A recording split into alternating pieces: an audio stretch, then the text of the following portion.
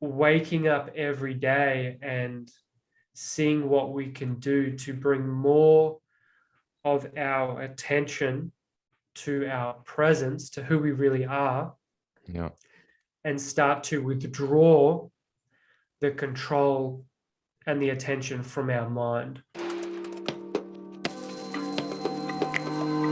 Do you want to experience the full potential of your sexual energy, deep intimacy in your relationship, and how it feels like to truly be in your power as a man? Can you hear the world's desperate calling for conscious, heart-centered men to rise to the occasion? Then welcome to the Heart of a King podcast, where you will find the clarity, guidance, and tools that will empower you to do what it truly takes to live a life of freedom, fulfillment, and bliss.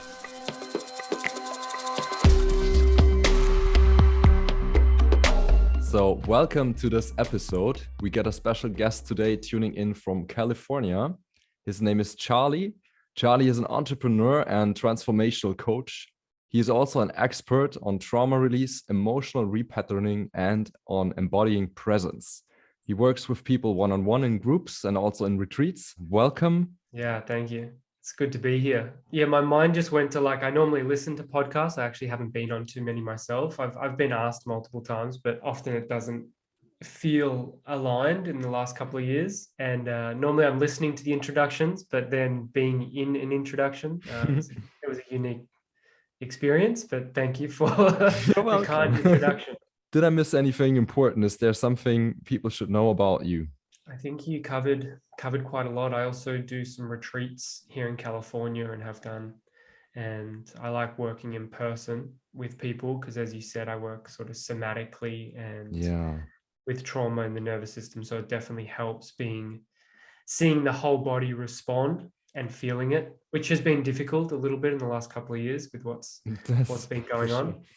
But we make do with what we can. Amazing. Yeah. Before we jump in, I would love to hear a bit about your story on how did you get to do the work you do now? What was your journey that led you on this path? You're also a conscious entrepreneur. You're helping other people with business as well. So yeah, business is a big part of what I do. I love business. Business seems to be sort of a container for personal development, personal growth, for me to reflect and get very quick lessons on how I'm going and whether I'm in alignment. And I've always had my own businesses. I've never actually worked for someone. So I always took a very different path. I think growing up, I was a bit more sensitive than most people.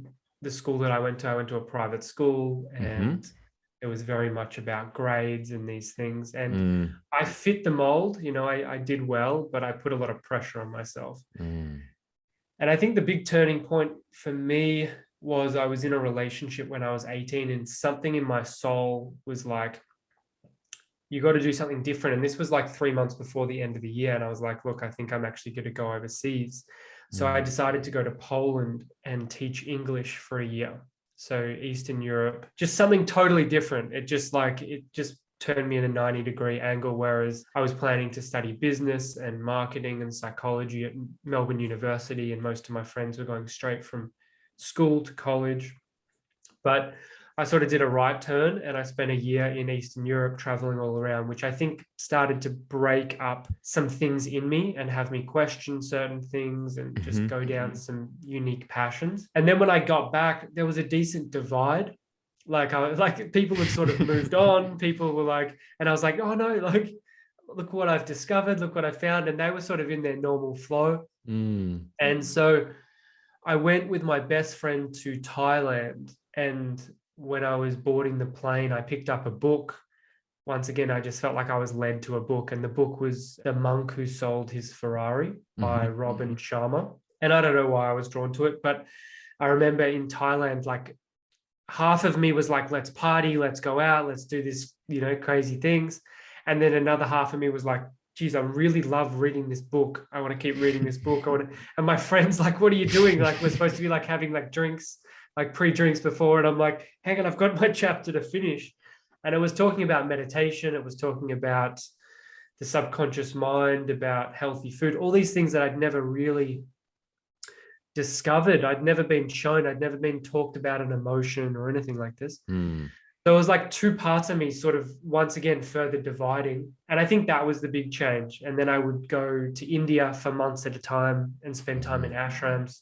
Ah, That was at the age of 19. And then I would travel back to Eastern Europe. I traveled to South America, climbed Machu Picchu. So I started to really create this spiritual understanding of what life was. And then I channeled that into business and had multiple businesses of my own. And that was a beautiful transition because business was acceptable by my friends and family. mm-hmm. So because I was doing an acceptable thing, that was like sort of a safe haven for me to then explore these very, very unique things. Like when I came back from India once, probably at the age of 19, I was chanting in my room with like these white clothes on. And my younger brothers, like they would like sneak cameras in and like film me. And then they'd show at the dinner table, like, look how crazy Charlie is. What's he doing this for?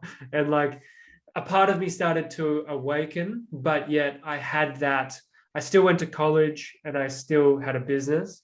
So I seemed to blend both worlds together quite smoothly. And I've continued that as I've gone. So I've had multiple businesses. And then I've been able to explore my deep passions and then share that in the container of business. Love that story. Yeah. And so what more led you into this, also working with the body, trauma release, and the work around that? I met my beautiful ex-partner in Bali when I was 22. Because I went to a private school, I was very much mentally driven, and she was almost like a fairy, like an angel. Like she was like bare feet walking around, like so creative. And I was just like, whoa, what's this world? And we were together for about 5.5 years. And there'd just be many times that she would be embodying her heart, her body, her sensually eating her food or whatever it was, lying in the grass under a tree for 3 hours, which just didn't make sense to me at the time because I'd grown up, well, you got to be doing something, you got to be succeeding. And she'd be playing in the grass for 3 hours. And I'd be like, geez. All right. So then I started to like sort of explore this, and I started to see when I was out of my body and when I was actually eating food and I wasn't tasting it.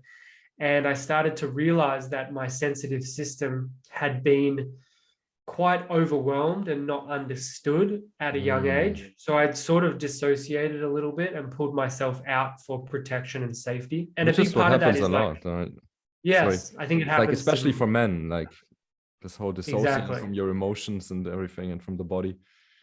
Exactly. Because we're not, at least as a woman, it's acceptable to have emotions in a way. But I think that's changing for men. And I think, for example, you're an example of that. Like you're opening up that world to men to start to come more into their emotions and their heart. And there's that sensitivity there, which I feel like is the new man. But there's also a strength, and a courage and a protection. So it's both. But yeah, discovering the sensitivity around me and realizing I was out of my body a bit, then it really started a journey of me seeing what parts of my body I was dissociated from, seeing what parts of my body I was rejecting, not from a physical, like looking in the mirror, I don't like my arms or whatever. It's not like that. It's more like a somatic sensation within the body that my awareness, often through the breath, is not reaching, and it's deep subconscious because something may have happened in childhood or past life or whatever it is, that there's that rejection from that place. So I've spent a lot of time going into intricate parts of my body with my awareness, with my breath, and reopening and reintegrating these parts. Because if we don't do that, what I've discovered is those parts will speak the loudest, and they'll speak from trauma and they'll speak from protection. And we create quite a chaotic life for ourselves. And we think it's us, but it's actually this like deep, deep shadow, darkness, whole part of ourselves that's so far from our psyche that we have no idea about, that everyone else is seeing because everyone else is feeling and everyone else is like, geez, what's going on there? And we're like, no, this is just me.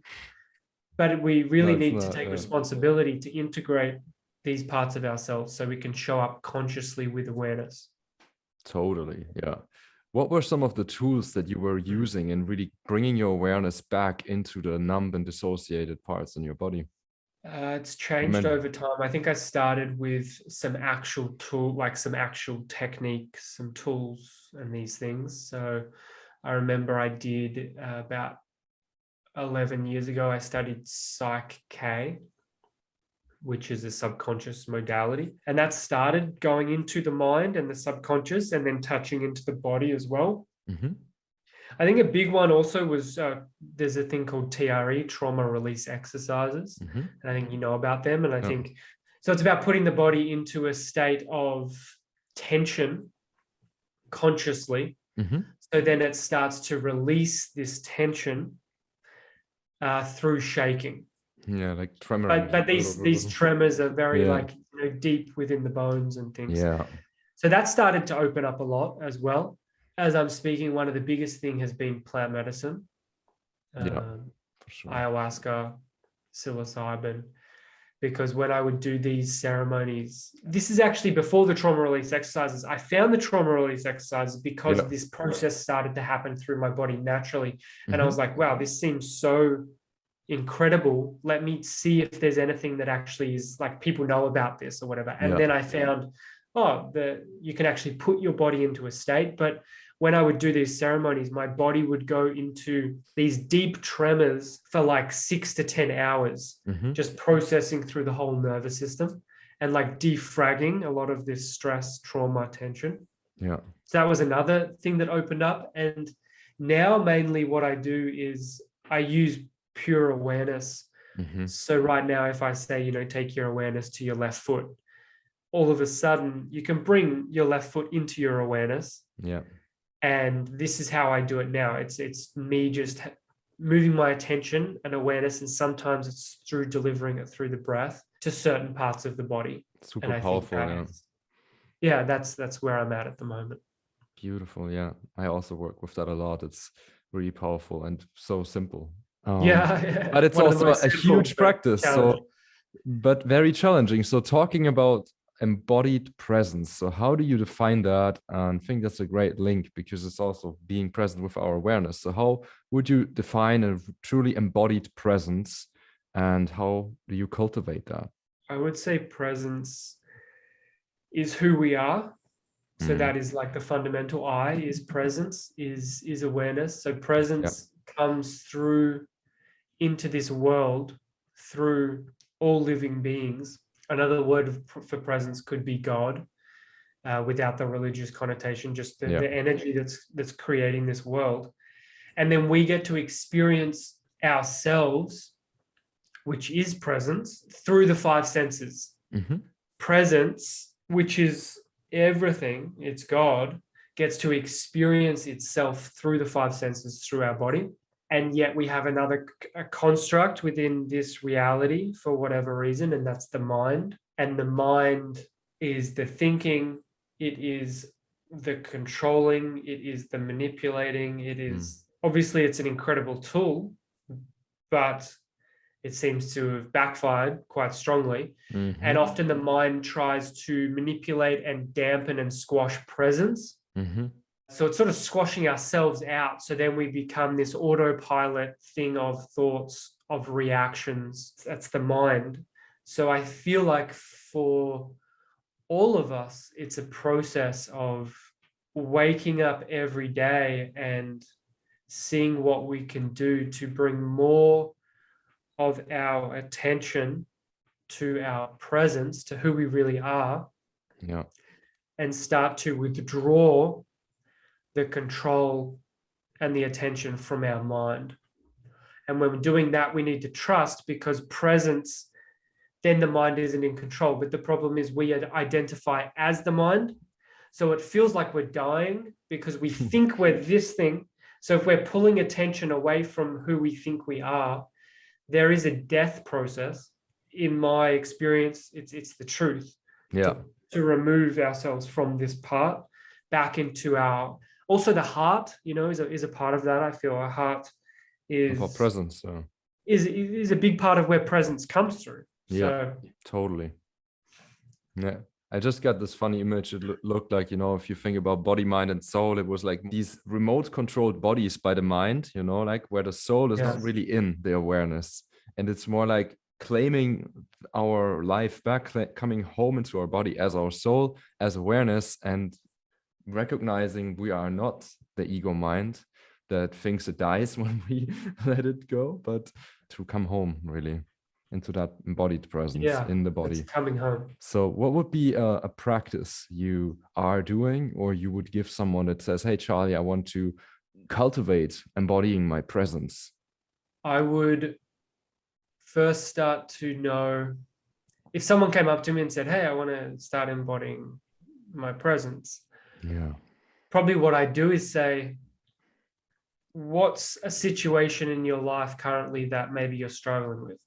It can be triggers in a relationship when things get intense. Okay. I mean, to stay present. I mean, and what's something that can trigger you in your relationship? I don't trust your presence, for example. Okay. Something like that. So then I'd say, okay, let's role play this. Yeah. Okay. So you ready? I'm going to be your partner. I have to talk to you about something like now. Okay. This is just not cool. I'm not trusting you right now. I'm not trusting your presence at all. Mm-hmm. And I can just tell you're off. You're off. So where in your body are you feeling this as I'm speaking? It's like a contraction in the heart. It's like. Okay. So then I would say, okay, so there's something in the heart that gets impacted, by an external situation, which is often just a reflection from something that happened in childhood, something that happened previous to that, something that happened in the womb, whatever. But this part is scared, is protected. So then, obviously, this is just a very simplified example, but then I would say, okay, spend time with this part of your body. It's crying out. It's a bit vulnerable. It's not feeling full, and it's not feeling like the energy is like radiating totally open. If it was 100% open, which is obviously who's 100%, everyone's going to get triggered. But if you fill that up internally, then if a reflection comes at you and you've been filling it up, and then your partner's like, yeah, your presence is just off, but you've already been filling it up, you're actually more present because you're not being taken by the wound. The mind isn't jumping down. It's not then reacting to what's happening. It's not projecting itself onto that. And then you're able to be more present. And then your attention awareness will probably, as a man, then be grounded more in your lower part of your body, in your hips, in your pelvis, in your root, because the heart isn't like whoa, it's like whoa. So it's like there's just more groundedness there. I noticed that with myself and also others. It's hard for us to really stay with our awareness where there's like staggering pain being processed in the body. So it's also with that, just like having the practice to go there voluntarily, to choose to go there by yourself and practicing that, right? Exactly. And I had a situation many years ago where my neck would get so much pain, left side of the neck, left side's often the feminine, and it would be pulling so much. And even to the point where I'd wake up sometimes at night and just be crying, like, why me? Like, why do I deserve this? Like, what's going on? Like, I've been doing so much. I've been showing up in a good way. Like, it just felt like it wasn't fair in a way. But what I noticed was I was deeply rejecting this part of myself. Like the pain, I was like, fuck off. Like, it was just like pushing away. And the moment that I realized that and moved towards it, like what you're saying, like, and actually held it, because this pain is a part of ourselves showing up within our awareness, within our psyche. And it's deeply wanting unconditional love.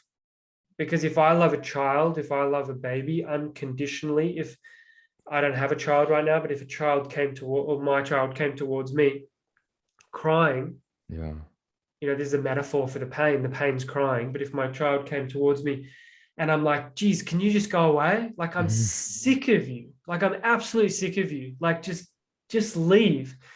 All of a sudden, they're going to go and clamp up, and they're going to get probably louder or more shut down. But if they come crying and I open up my arms, and I say, come here. I'm so sorry that you're crying, like that I get sad as well sometimes. Like, is it okay if I just hold you? And know that if you cry, it's totally fine. Like, I'm here with you. Most likely the crying will happen, but it'll process through and there'll be deep peace at the end because there's acceptance. So that's just like a metaphor of the body as well when it speaks.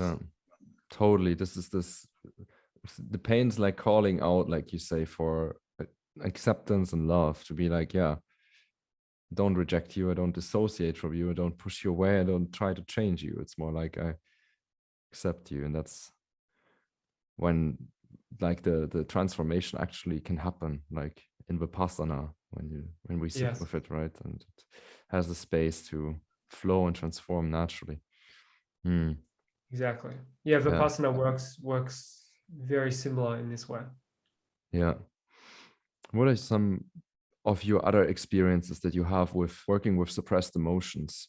There was a time where my solar plexus. So the solar plexus, is below, just like on the physical body, like the rib cage, like where the ribs meet, and it can go a little lower. So it's in this often vulnerable part. And I work a little bit with a system known as human design, and that breaks up different centers. So there's 9 centers in the chart, and the solar plexus in my specific chart is totally open. So I absorb a lot of energy through that. But I had a direct experience with my solar plexus where anyone who ever would go to like touch me there, you know how people sometimes go like, they just go like, oh, they like point like, hey, like Charlie or whatever. But it's like going towards the area subconsciously. I'd be like, whoa, no. Like, I just like pull away. Or if, my partner would like go to like rub this area or something, I'd be like, fuck, no.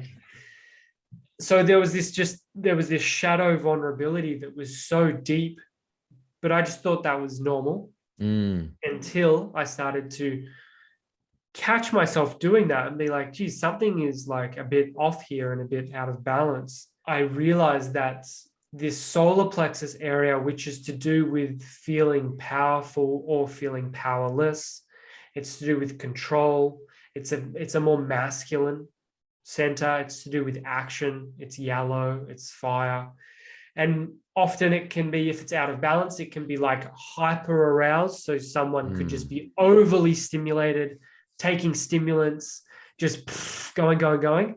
Or someone could be really lethargic, dropped out, can't really be bothered. Everything's sort of the same. I don't really have any emotions. How are you doing? Yeah, I'm all right. How are you? Yeah, I'm all right. It's all good. I think I'm fine. Everything's going all right. There's just like this real mellow, just dropped out. I was more of the dropped out in a way. Like I used to have borderline chronic fatigue, glandular fever, mono.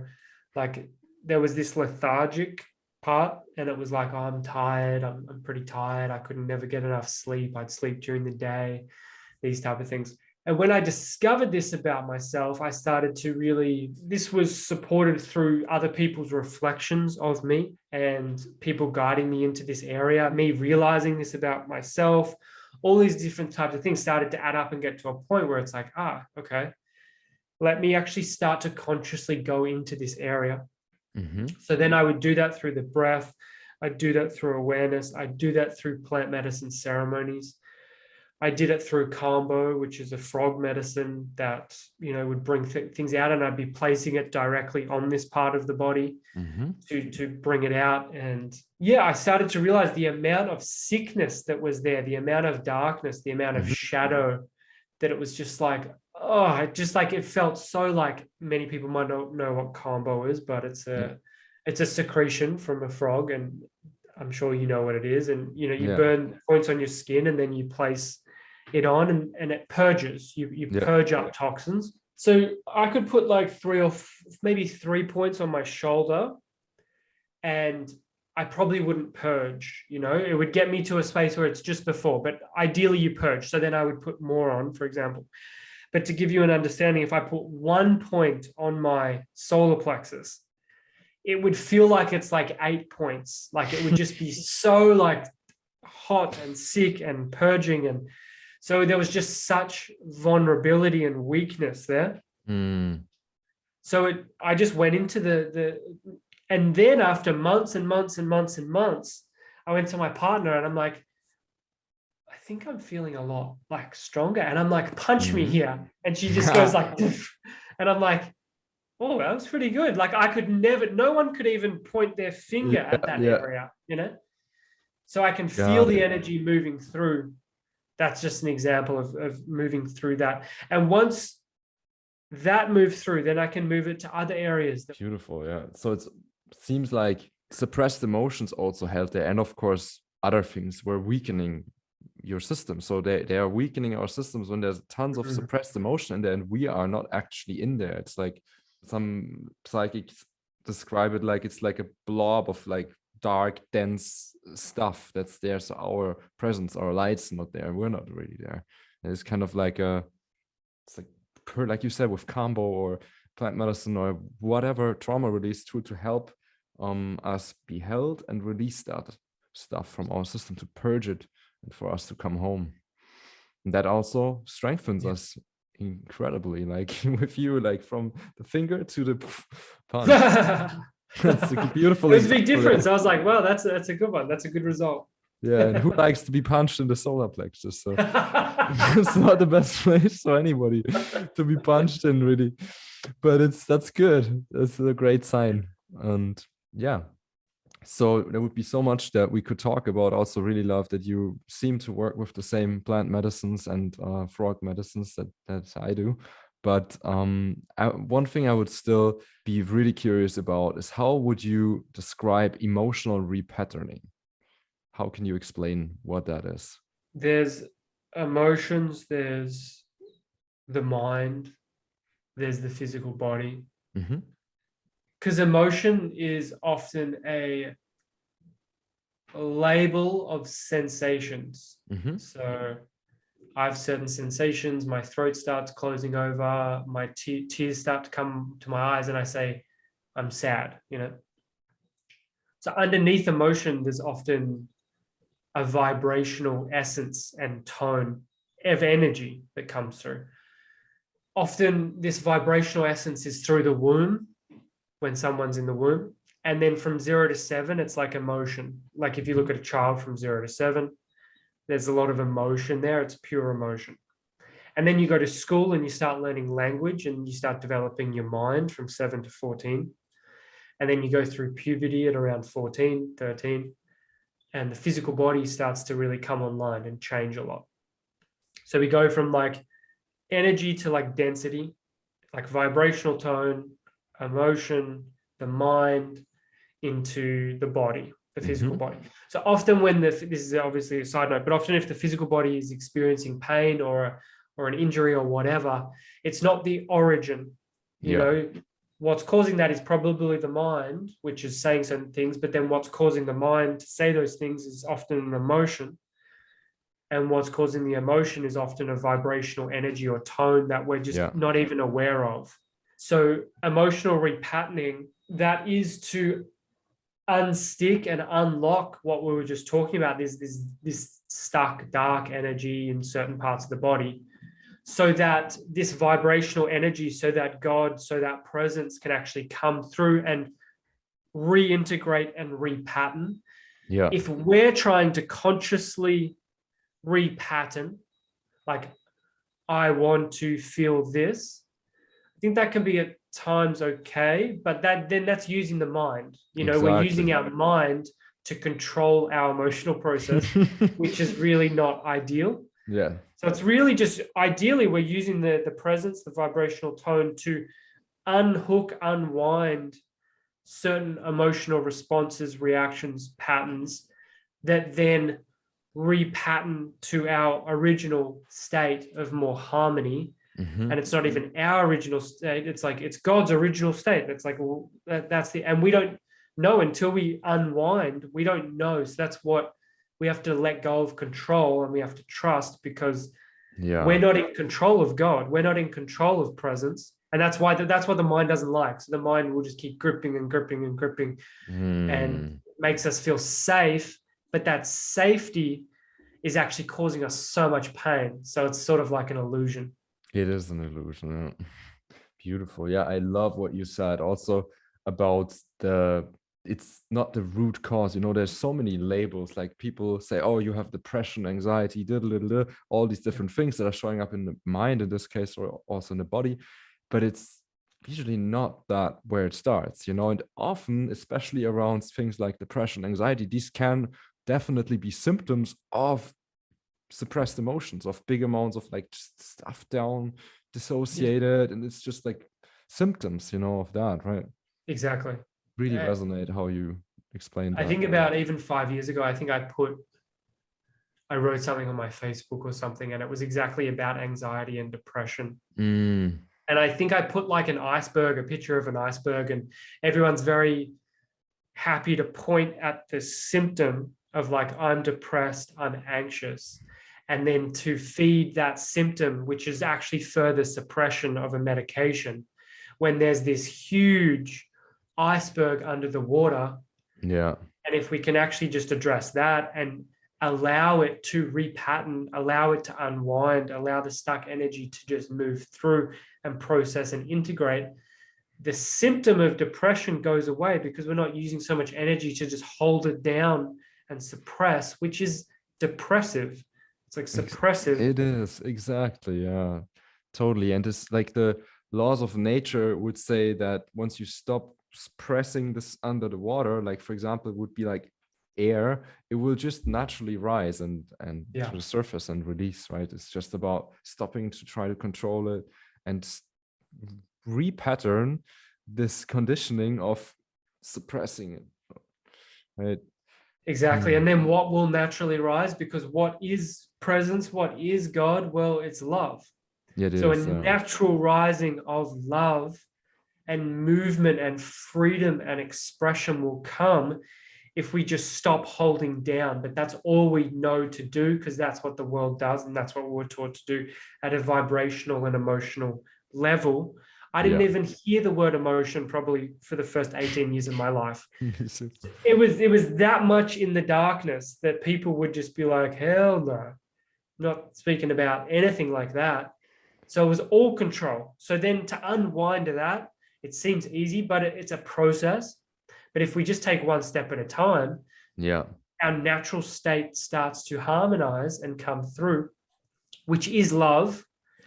And the mind is unfortunately fear. So ultimately, there's many books like Fear or Love, like these are two fundamental things. But it's not choosing love from the mind. And yet if you've inhabited your mind your whole life, you can't see that you're in your mind. It's like a fish. You can't see that you're in the water.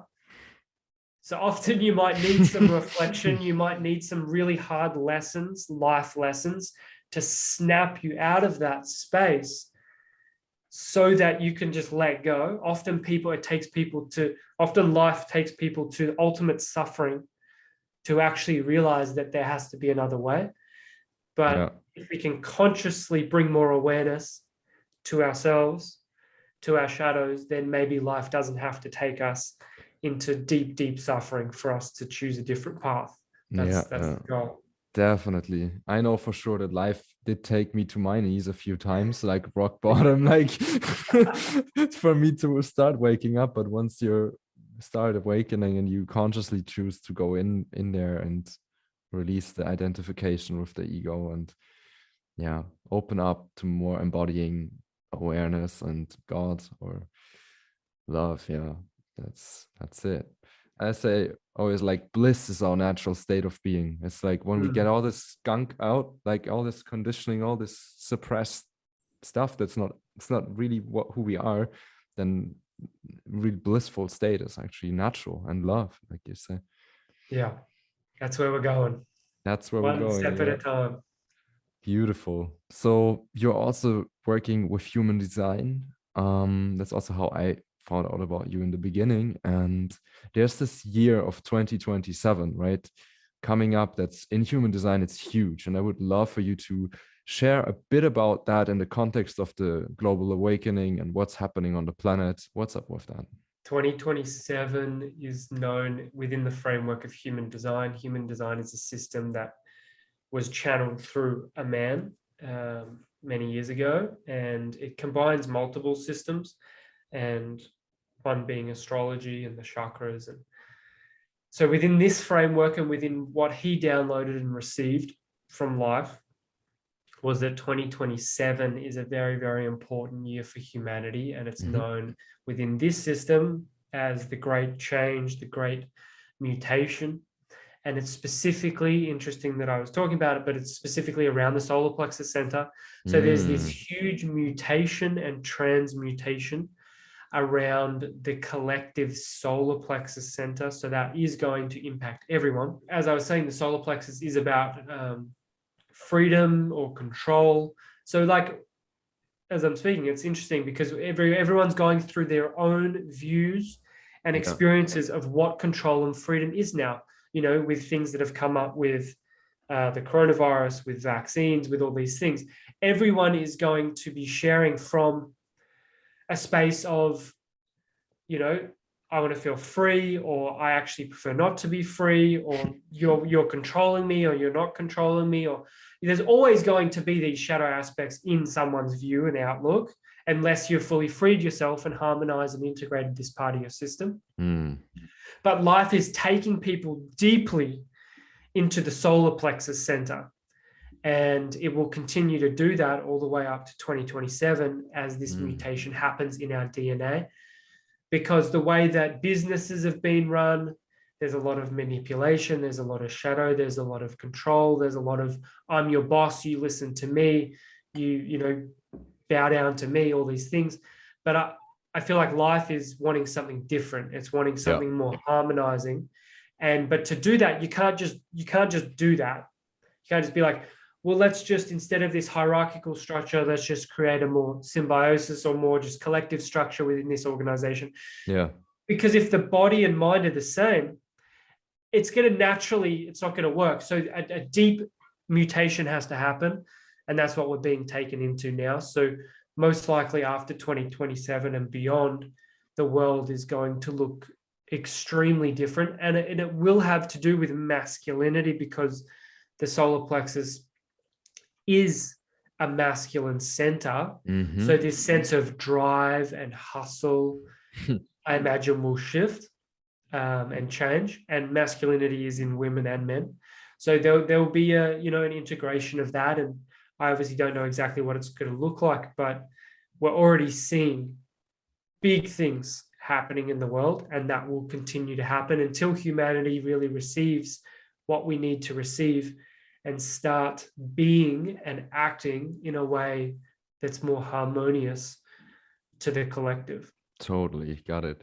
You said, of course, masculine is in men and in women, but now specifically for men, and aside from human design, what's your personal take on what's most important from your perspective for us men to focus on right now to create positive change in ourselves and therefore in the world? For men to create safety in their system, because men are actually deeply afraid often.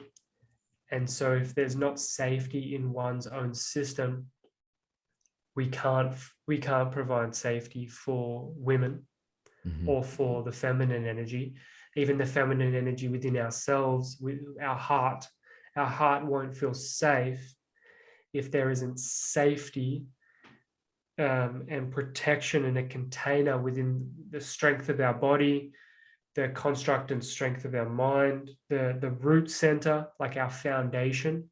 Are we embodying the lower part of our body?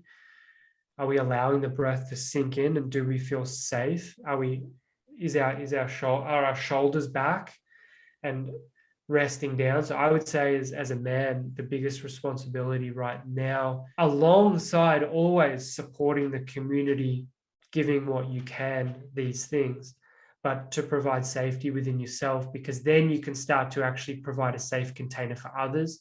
If you don't feel safe within yourself, you're just going to be getting triggered which is then going to cause other people to not feel safe around you. So then it's just fear.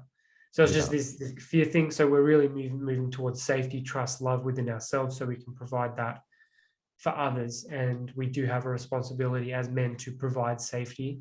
Totally resonate with that. Thank you so much, Charlie. So Yeah, my pleasure. thank you for being on. And what are you working on currently, and how can people find out about what you do and how to contact you? So I have a human design business specifically for projectors. So you can get your free human design chart. And if you're a projector, it's 20% of the population. It's a bit of the luck of the draw. But projectors, it's not the easiest at times being projectors. We have a refined sensitive system. But I've got a good thing going on with the projector movement. And now some people who aren't projectors, they're like, oh, I wish I was a projector.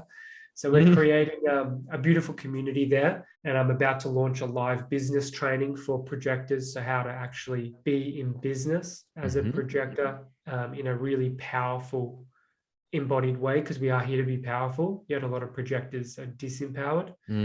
So that's a part of what I do. So that's projectormovement.com. And then I also do some very, very select coaching, one-on-one. And if anyone was interested in that, it's just Charlie Maginness at gmail.com. You can just email me. And then where I get most passion is, retreats and these things. So in California, there's certain retreats that we're running, and it's a beautiful space that's being created. So yeah, I've got different things going on, but just living one day at a time and doing the work within myself as best as I can to then show up for others. Yeah. Thank you. So thank you so much for being on here. Hope the listeners get a lot out of this episode. Awesome. Thank you, brother. Appreciate you. Thank you for joining us for the Heart of a King podcast. Make sure to follow the podcast and turn on your notifications so you won't miss out on any new episodes coming out.